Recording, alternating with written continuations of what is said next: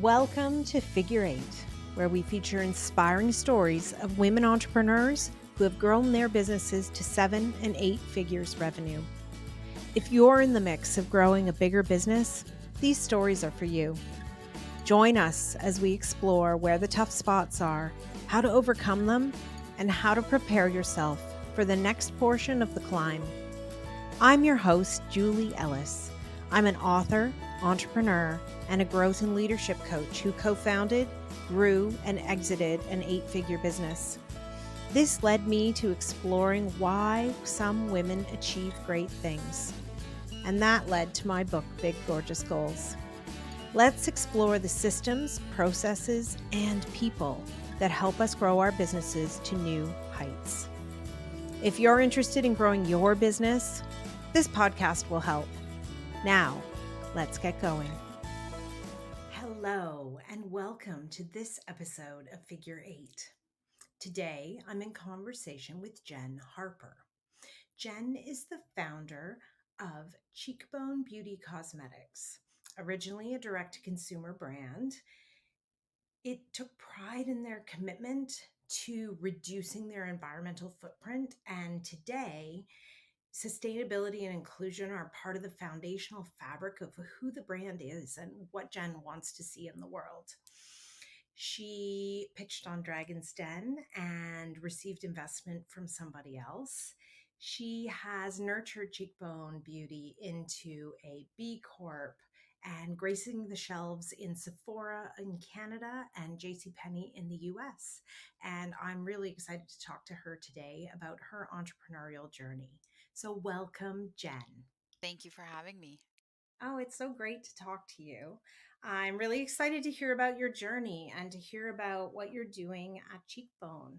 What was it that gave you the idea to start a makeup brand?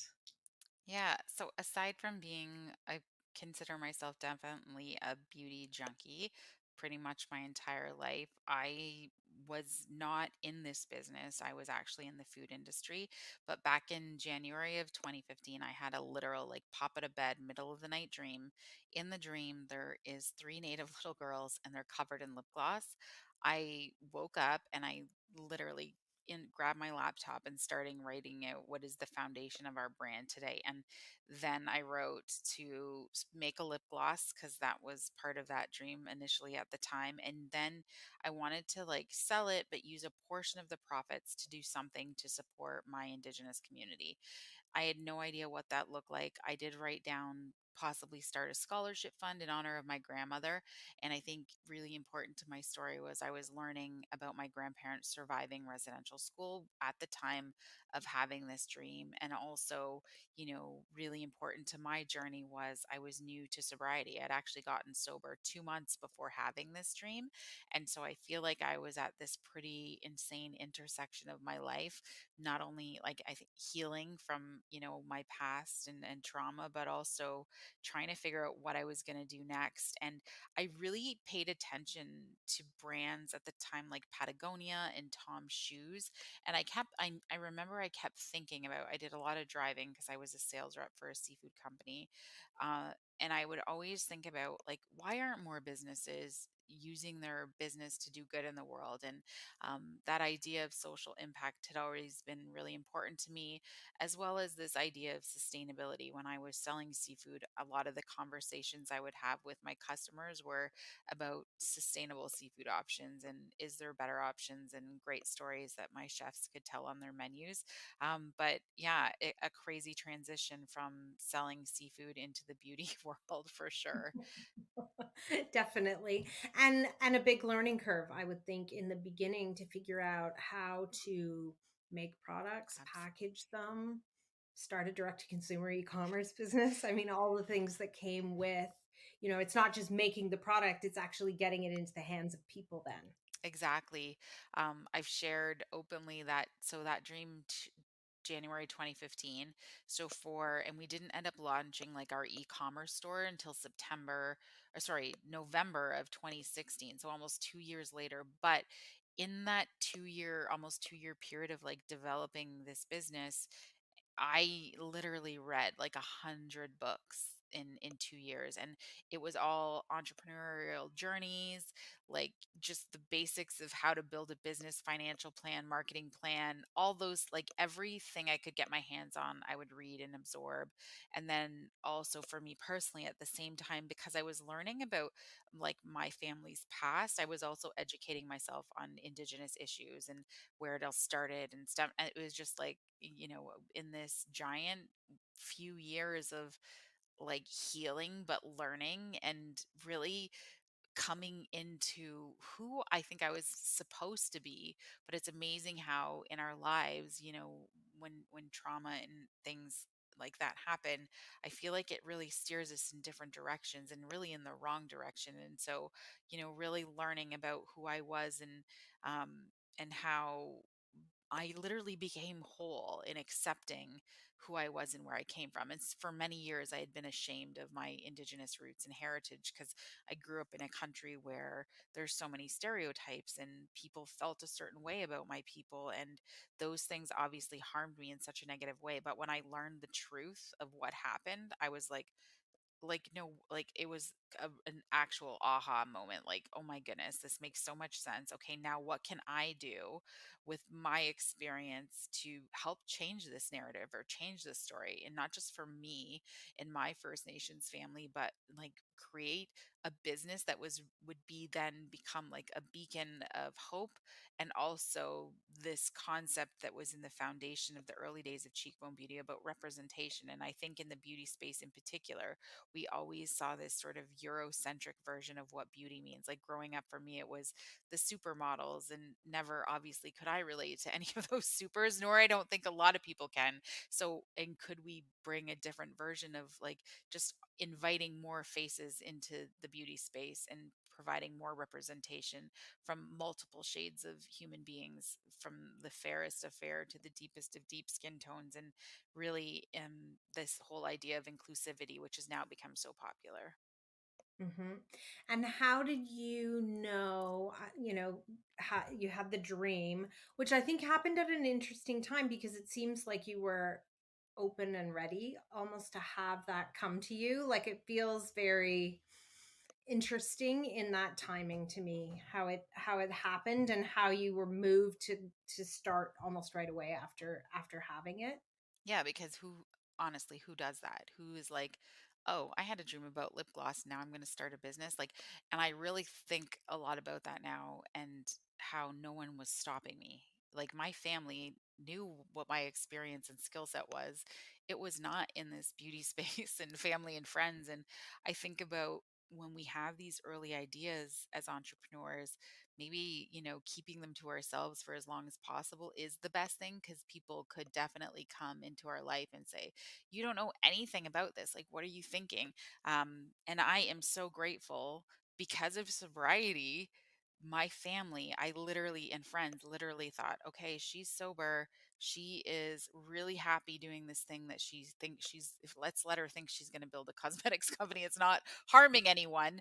And maybe them not saying anything is the reason that Cheekbone exists today, right? So, yeah, it's pretty wild when I think about that I actually moved forward with that dream and this idea. Because we all have dreams and we don't necessarily jump on them right away, right? It's so true. And it would have been so easy in that early fragile state for someone to be like, Jen, what are you really doing? For Yeah. it to have just been sort of like Do you stomped want to out. something even crazy? I had two friends that I shared this with.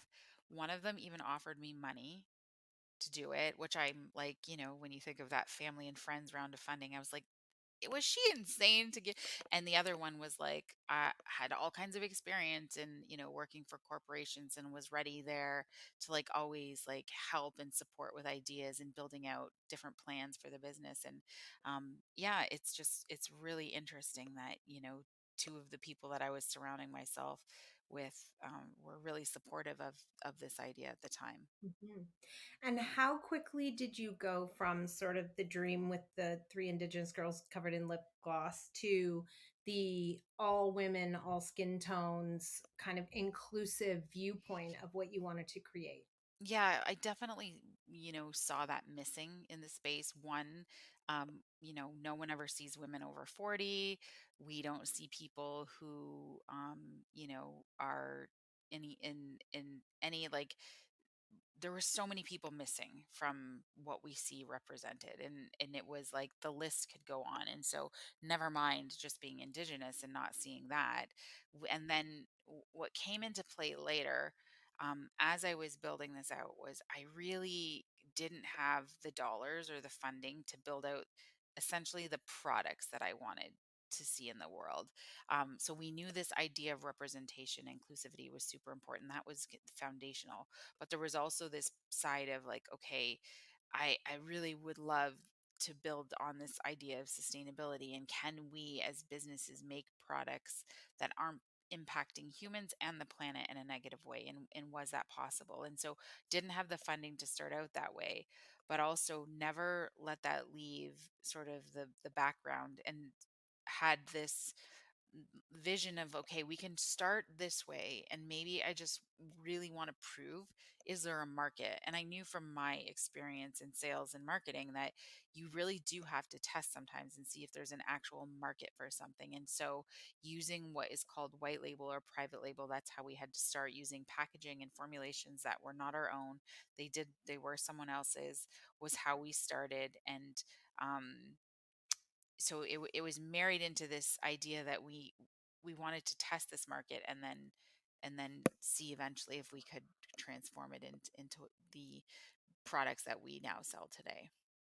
Yeah. And so when you first went online, you had a very basic product line that obviously has grown and changed over time. How quickly did you know that you had something that people wanted what you were bringing to market? Yeah, it was in that first year, and then going into the second year, just seeing the dramatic jump in sale in revenue, right? You're like, whoa, this is like a side hustle, and this is what's happening. And we were gaining so much attention. Like I remember going to my boss at the seafood company because we were going into a Flair article, and like. And this was, I was still working for them. So I was like, had to be like, oh, I have this business on the side, just so you know, because I was like, oh, like I didn't expect it to, I guess, to get that much attention that quickly, but it did. And there was tons of PR moments over the next few years, and then tons of growth.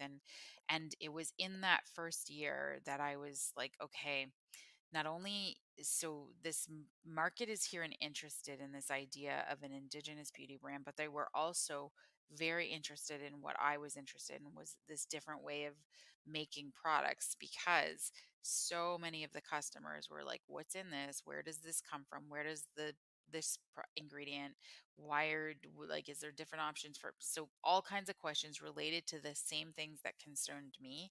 And the numbers that was happening at was such a tremendous amount that I knew we would need funding in order to grow the business that I essentially really dreamt about growing. And that was going to take a lot more effort.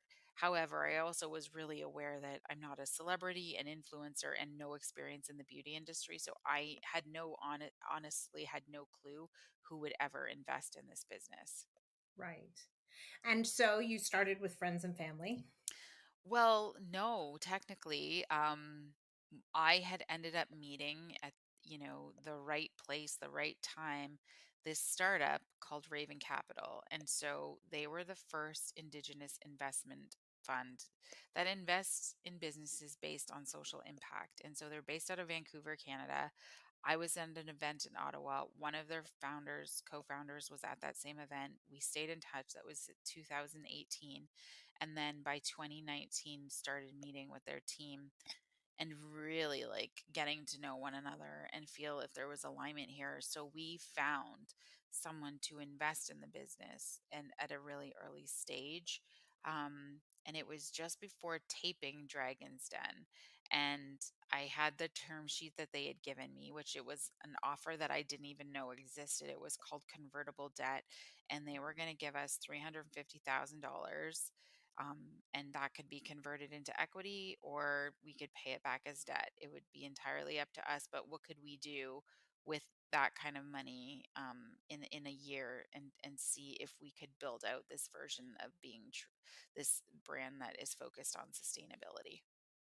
Yeah. And so that's when then you get into order, like being able to order larger quantities and formulate your own products. And then you have money to start doing things the way you want to do them. Exactly. And by March 2020, we had launched our first product based on this new model of being sustainable, vegan, and clean. And that was our Sustain lipstick. And that was the first product we had made where we worked with outsourced chemists.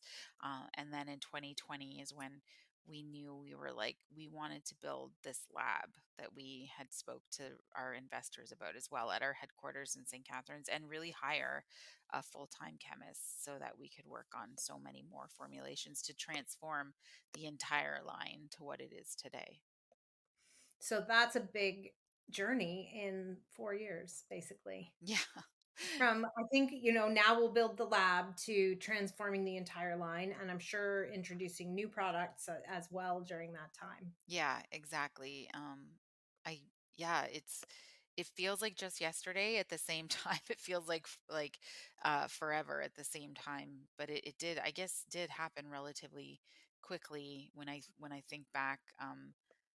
But it was so when you're I think it's that passion that you have about building and creating that you're like really immersed in all the new products that we wanted to come out with and thinking about how we could really do things differently and the stories we wanted to tell surrounding the products and how this whole concept of coming at this as a small indie brand and really wondering you know why these giant conglomerates in the beauty space haven't done these things when they had these opportunities for years of just choosing different raw ingredients or ways to make their formulations and just proving that you could create things that were more naturally derived that are still efficacious, bringing this idea of like sustainable beauty to this bold clean color category. And it feels like so many things that you've done have really been on this sort of leading edge of change that is happening in the industry. Yeah, I mean, we're super small, so I doubt we'll ever get much credit for anything, but I feel certainly as the small team that we are really trying to think differently about how things are made and be really transparent with our audience, which I think in the beauty space there's a lot of like sort of secretive things that happen, which is really interesting because our ingredient lists are all on the outside of all of our packages, right? And so um, we really just got open about talking about and why we choose. We never vilify things, we don't say things are bad, but there's reasons why we don't use ingredients or packaging that would be considered controversial. And if you ask us about why we're choosing to use this type of packaging, like there's reasons why we make all of the decisions we make based on the formulation that's going into that kind of packaging. And we're really just open and honest with our customers about how we do things. And we get to work on a lot of exciting projects, one being based out of the Niagara region. We were taking grape waste from the grape industry and extracting actives because we really want to, at some point in our business, we've proven that it works. We're worked on this for 4 years, but create our own raw ingredients so that we have a little bit of IP and ownership when it comes to our formulations and how we could really be uniquely positioned in the market. But yeah, it's been like it's insane to think about how far we've come, but there's still so much more work to do always, right? The more you're learning, the more you recognize there's still a ton of work to do, but super proud of all the things we've accomplished to this point.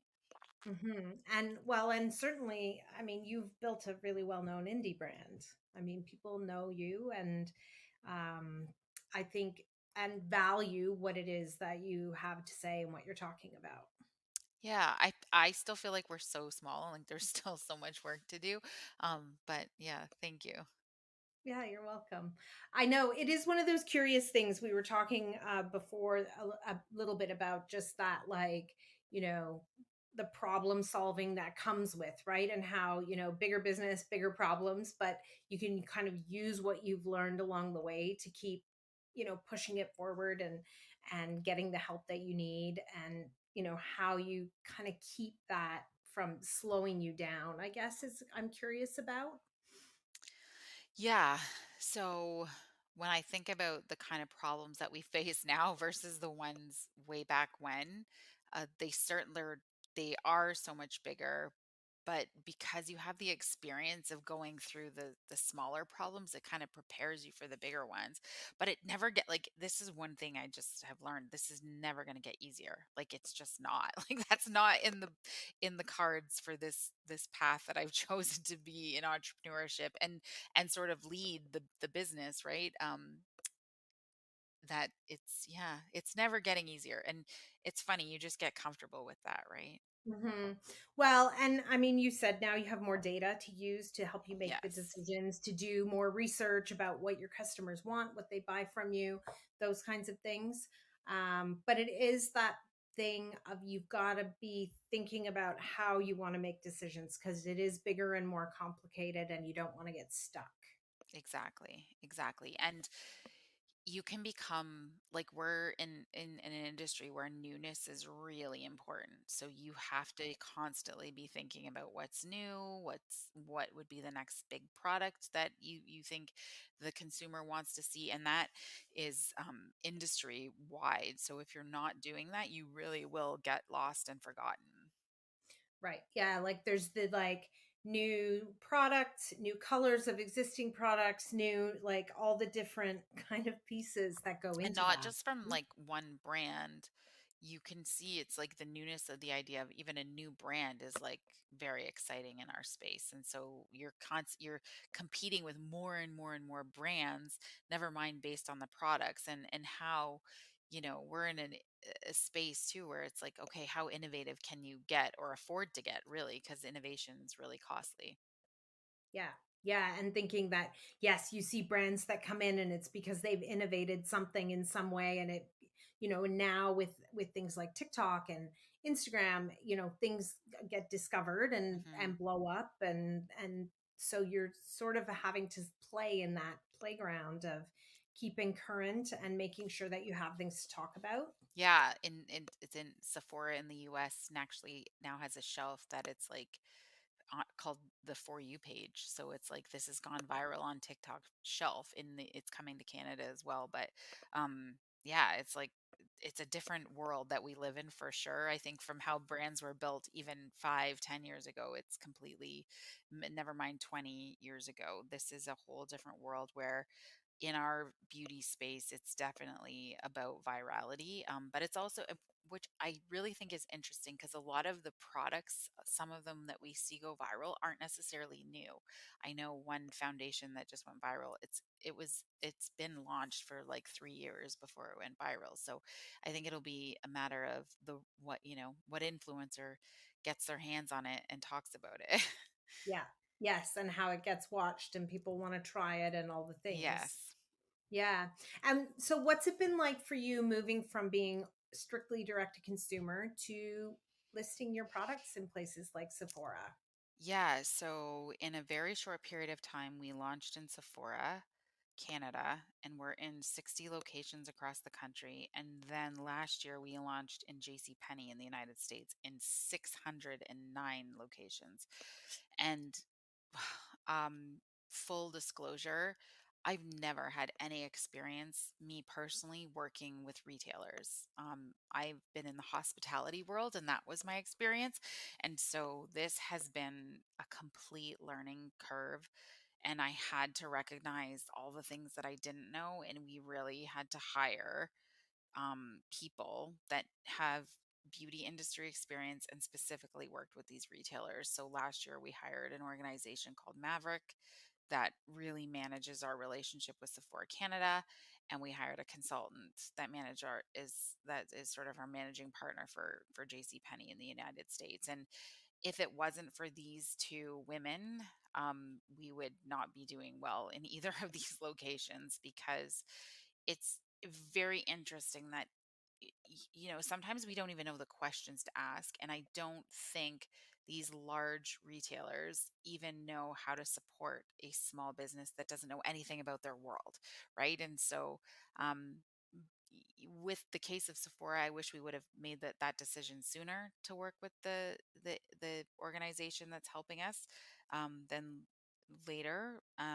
But hindsight, I mean, you can't go back, and so I'm glad we're in the position we are now because things are going much better with definitely our work and growth at Sephora in Canada. And yeah, we're really focused on the Canadian market right now. I feel like as a Canadian brand, we most certainly should be the brand of choice for Canadians to be using and thinking about. There's not many of us that are in this space, and that's really our push right now. Is to grow this Canadian audience. which is great. I mean, and hopefully, people will take up the homegrown option versus, the many other ones that come from all over the world that are out there. Yeah, and it's so funny because the t- our team in store in Vancouver, we have a sales rep, and in Toronto, it's really tough. Like they're really open, and if you think about Sephora, this is like a mecca playground for all things beauty. But the people, like we all know about the sort of the teens going in there, and it's all about what's on TikTok and going viral, and people just go in and they already have these ideas about what they're there to buy, right? And so that it has been truly a challenge being a small indie brand to even create brand awareness and get recognized and get people to try our products. So that's the space that we're in, is because we're really competing against these big players. Yeah.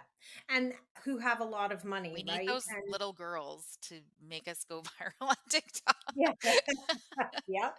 But it's true, right? You think those big brands, they have the money to send reps into all the Sephora stores and do all the things to make sure that their products are heard about, talked about, and known. And so it Hmm. is, I think, a challenge from that small side, um, to how do you build that awareness? Definitely a lot slower of a plan than I once envisioned. I think as an entrepreneur, we want these things to grow a lot faster, but I think being realistic about the speed of growth is really important. Yeah. And yeah, and keeping up the social media profile and like building their audience in that way so that, your consumers will buy from you online, but will also walk into Sephora because they're looking for something else and they will ask for your brand. Yeah, and we really, we want to tap into that Sephora customer because we recognize it's probably not the same person as a cheekbone customer. Right. Right. So that's part about market growth, really. Hmm. Yeah. Growing to new consumers and different consumers. Hmm. Yeah. And so from that first investment, like I just think about managing all the SKUs with all those colors, like and all those products, and thinking about when you make a physical thing, what are like the hard parts about that, right? And so, yeah, you get the investment and then you can do new products, have a lab, hire a chemist, but then the business grows and then you need more capital to have more inventory for places like 600 stores in JC Penney is not small. No, yeah. So Raven has been our investment partner along the journey, and I think they've invested $1.8 million in our brand since we started our relationship. Yeah, and it just it requires capital to do what we're doing, and each stage of the way of growth. If our goal is to grow Sephora Canada to get into Sephora USA, and again, that would be another huge time when we would need more capital to make that happen. Yeah. Yeah. Yeah. And then keep on with the, expanding your research and development and continuing to dream up great new things that you can bring to market. And it's because nothing ever goes away, right? In all of those No. circles of things that you're just adding more. Yeah, and we're really, in terms of innovation, it's this idea for us, like we really look to my indigenous roots on how we make and create things, and we're really trying to uniquely position ourselves, as we are the only indigenous brand that builds and makes things from our own lab, and doing it using concepts or teachings that were passed down in our culture for generations. And when we honestly think about the relationship Indigenous people have with the land, it's very unique and it's very special. And we take these teachings into that lab. We call it our Indigenous Innovation Lab, and it's marrying Indigenous wisdom with Western science to make the products that we make. And so we think about packaging and we think about the raw materials of the formulation. And we want to make things that are biodegradable. Like our makeup is not made from, silicones that won't disappear. Like the raw ingredients need to hit and be biodegradable in order to not impact our ecosystems in a negative way. We look at refillability, compostability, biodegradability when it comes to packaging, second, third life of plastic. So using PCR as a plastic material versus virgin plastics, and why we would need plastic in some cases is based on the formulation that we're actually putting into that product, and the longevity of it, or shelf life, if you will. And so there's so many sort of nuances surrounding those things, and we really want to be the brand here that's helping people get educated and understanding what these all mean, because a lot of brands and businesses, we can use these terms, but in unfortunately in many cases there's a lot of greenwashing that happens. And so helping people understand, um, what kind of consumer do you want to be, and sort of what brands would you align yourself based on that. Yeah. And then also, do you have constraints like when you're using manufacturers, you know, how big do you have to get before you can start pushing them to give you a more environmental option on Right. packaging or something like that? Yeah, exactly. Yeah, that would definitely be a challenge as well. Yeah, for sure. Yeah. And so I'm just thinking about your sort of comment about, the when you started this business, you never imagined the continuous sort of learning and growth curve that happens with growing a business. And I do think that's a really big part of entrepreneurship. That idea of, if you I do always think if you actually know what you're doing, something's going to happen, like it's right around the corner. Because it's so rare that you feel like you know what you're doing. It's that constant like growth mindset learning, and how we then integrate that and use the skills to sort of lever forward into the next unknown. Yeah, I would be really scared too if I was on a path where I was like, I really feel like I've got this under control and figured out. I would definitely be worried. So, and I haven't felt that way in many, many years. So, um, yeah, oh, no, the unknown it's so real. And that it's just like every day has its new challenge. Like it ultimately does when we're trying to figure things out. Like it doesn't matter what's happening. We have so many projects always on the go. And at some point in each project, there's like, okay, is this the right thing we should be doing? This worked for that situation. And sure enough, it doesn't work for the next situation. And so it's constantly solving problems is really, I feel like, my main role. Yeah. And do you see, now that you've been an entrepreneur for a number of years and building this business, are there more Indigenous women coming into entrepreneurship? Like, do you see any changes in that in the time that you've been doing this? Yeah, absolutely. I feel like there's a lot more businesses that have come out of our communities. There's an organization that's called Powwow Pitch, and it's almost like um, it's a platform, or a group that's supporting sort of new startups in this indigenous ecosystem. And I've seen them grow dramatically since we started. And so for me, that's full on evidence that this indigenous business ecosystem is growing. And I know the CCAB, which is the Canadian Council for Aboriginal Business, has information or data as well on, the amount of indigenous entrepreneurs that come into the space, and it has grown dramatically over the years as well. That's good. Yeah. And just thinking about, our comments about how much investment they're getting. And it's, Yeah. very, very small. Yeah. Thankfully, organizations like Raven Capital are now in the world to support us. But they are a they are a VC fund at the same time. And so we know how hard it is to get any VC fund to pay attention to any business, right? And we know that for women, it's even more challenging than most. Hmm. Yeah, I think it's remarkable though that you've found a great partnership, where you're being supported over a longer period of time, as you grow the business and, come back with the success from what you got from the last round of funding, to build that partnership, because I think that certainly has to help. Yeah, and I think like you said, with this idea of time, I recognize that, and this is, I think, what happens in the funding space is maybe we're not giving businesses the time that they need to actually be fostered and grow properly and scale, that it's in to scale in a way that is helpful and not detrimental to the business, right? Like, I actually just had a call with the Sephora team, and a product going viral is great, but there's going to be a spike, but then there's also a huge downturn or downfall. And that's not healthy for any business. And so it's important that you're scaling slowly in the right direction. Yeah. Well, and you just think of going viral, needing the money to buy the inventory because you probably don't have the inventory you need. So you're going to go out of stock. And then when you're back in stock, do people want it? Like, there's a lot of questions that come with those sort of Yeah. high and lows, right? Yes. Yes. Hmm. Yes. Yeah. So, well, I think that slow and steady is definitely, or a little bit medium speed and steady is maybe Yes.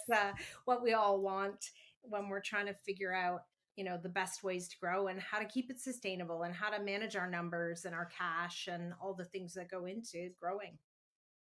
Yeah, and in the early days, I would have only imagined, I guess, being where we are, but then also still really wanting that fast growth. But I've transformed how I think about that, and I think that comes with business maturity. Hmm.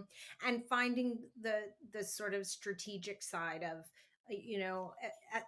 yes, you want to have opportunity and take those opportunities, but you want to have the strategy about how you want to grow, then how you can kind of manage that, from a capacity perspective on a lot of different fronts.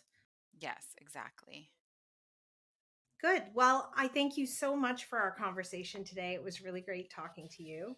And I'm so excited to see where the brand goes next. And for all the listeners, we'll put all your links in the show notes so they can find you online, and go and find her at Sephora too and ask for the brand, because we got to grow it. We got to get it where everybody knows your name. Yes, thank you so much. It's been a pleasure talking to you as well. Thanks, Jenn. I hope you enjoyed today's episode. Please remember to hit subscribe on your favorite podcast platform so you won't miss any episodes. Figure 8 isn't just a podcast. It's a way of seeing the big, gorgeous goals of women entrepreneurs coming to life.